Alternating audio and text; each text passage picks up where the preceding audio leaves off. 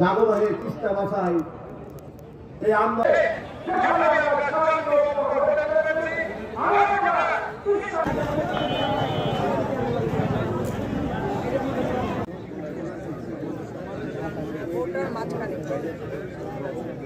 তিস্তার বাণী যেন কূটনৈতিক ভাবে বা আন্তর্জাতিক আদালতের মাধ্যমে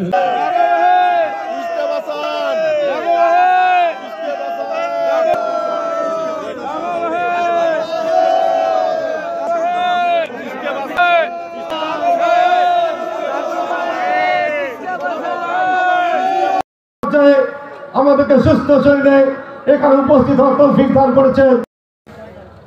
যে আমাদের এই অঞ্চল আজকে রাজারহাটে প্রথম বক্তা, এই মঞ্চের প্রথম বক্তা ছিলেন বৈষম্য বিরোধী ছাত্র আন্দোলনের নেতা।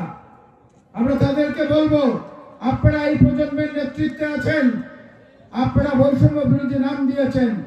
বাংলাদেশ আজকে যে বৈষম্যের শিকার, এক তিস্তা নদীর পানি, এটার অধিকার আদায়ের জন্য আপনারা নেতৃত্ব দেন।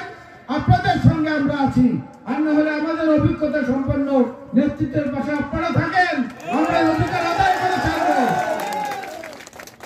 আপনারা রাজনৈতিক দল করেন, যাই করেন, রাজনীতি করবেন কাদেরকে নিয়ে? এই দেশের মানুষ খেয়ে পড়ে ভালো থাকলে, ফসলে এবং অন্যান্য সবকিছু মিলিয়ে যদি তারা ভালো অবস্থানে থাকে, তাহলেই না রাজনীতি করার সুযোগ পাবেন।